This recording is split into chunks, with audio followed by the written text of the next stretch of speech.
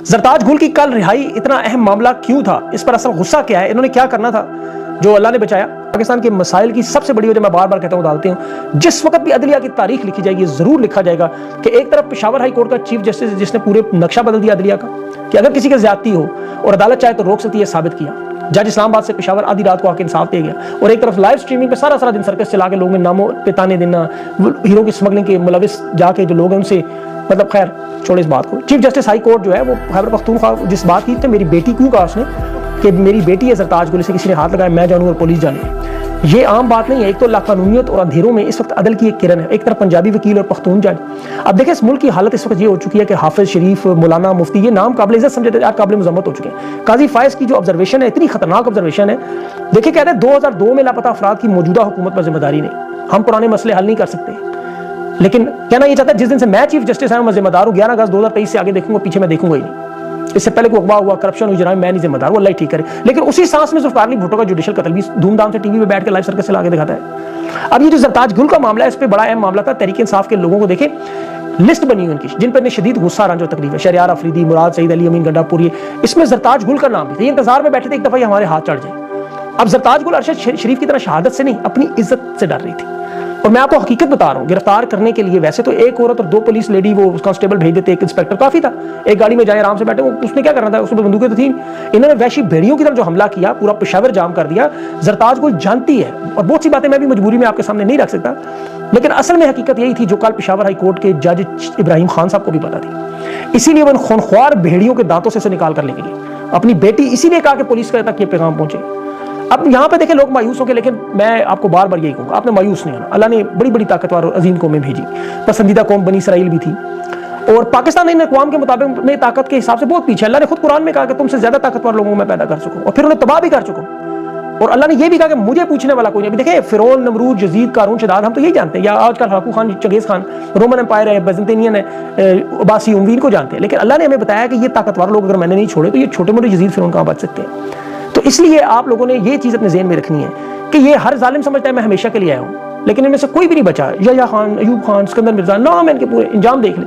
मुशर्रफ का इंजाम आपके सामने भी क्या गुजरा, इनका आखिरी वक्त में क्या हाल होता है। लेकिन ये जो गदर पाकिस्तान में मची हुई है, इंशाल्लाह इसका हल निकलेगा, आप देखेंगे इसका हल निकलेगा।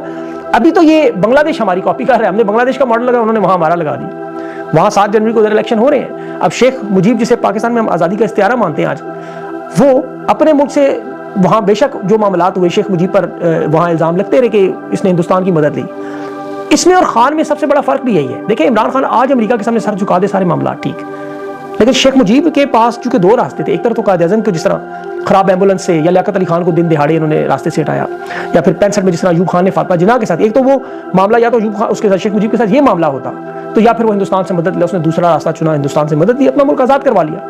अब इमरान खान उस मामले पे नहीं चल सकता। इमरान खान इकाई है, वो जोड़ है, वरना खैबर पख्तूनख्वा के हाथ में पूरा इलाका वो सारा, इस तरफ पंजाब में भी बहुत सारा।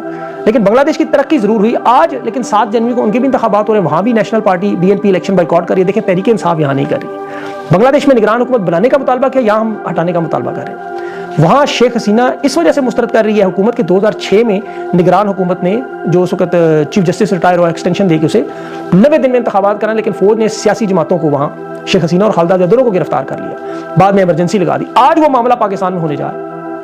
वहां पे वर्ल्ड बैंक के नुमाइंदे को सदर बनाया, यहाँ पे अनवारुल हक काकड़ को लगाया हुआ। तो ये मौशी सूरत हाल के नाम पे ये वारदात होने जा रही है, ये मैं आपको बता रहा हूँ। और ये वारदात बस टाइमिंग का इशू है कि टाइमिंग कब इन्होंने देखनी है। बांग्लादेश के हालात को भी देख रहे हैं, इस वक्त पूरे जनूबी एशिया में 1 अरब लोग जो इलेक्शन ये साल इसका महीनों में लगेंगे, लेकिन वहाँ बांग्लादेश में भी सादा लोगों के कपड़ों में उम्मीदवारों के घरों में घुस रहे हैं और उनकी मुहिम बंद करवा रहे हैं, गिरफ्तार करने, हालांकि वो लोग इलेक्शन में भी नहीं है।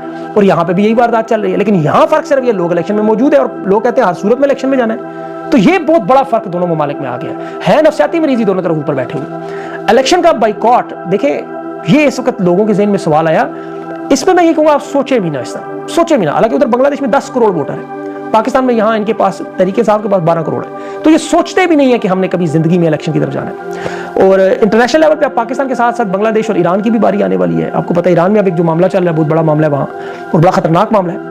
वहाँ उनके जो साबिक 4 साल पहले सपा सालार के साथ मामला हुआ, उस मज़ार पे अब 200 शहादतें हुई। ईरान में लोग कह रहे हैं क्यों पुरसरार खामोशी है। तो मेरे ख्याल में देखें वो जज्बाती कौम नहीं, वो सोच समझ कर लंबी लड़ाई सोचते हैं, और वो भी दूसरे ममालिक में जाके जो प्रॉक्सीज बना गए। तो अभी भी मिडल ईस्ट का जो मामला फ़लस्तीन के सामने उसमें भी एक तसलसल था, और बहिरा अमर में भी इनका एक बहरी बेड़ा खड़ा है। तो अभी मामलात वहाँ के उसकी भी हीट पाकिस्तान में आएगी। बलूचिस्तान में कचलाक में जो शुरू हुआ है ये मामला बढ़ेगा अभी। तो इस तमाम सूरत हाल में अल्लाह से दुआ है अल्लाह ताला पाकिस्तान पे अपना रहम करम करे, इन लोगों को अकल दे, इनके दिल नरम करे और ये लोग कुछ हटेंगे रास्ते से तो फिर ही मामला ठीक होगा। बज़ाहिर जो है वो मुश्किलात नज़र आ रही है, लेकिन मैंने पहले भी कहा ये आखिरी दिन बड़े मुश्किल होंगे। तो ये 8-10 दिन में बहुत सारी चीज़ें होंगी, बहुत सारी डेवलपमेंट्स होंगी, आपको आगाह करता रहूँगा। अपना ख्याल रखिए, मुझे इजाज़त, अल्लाह।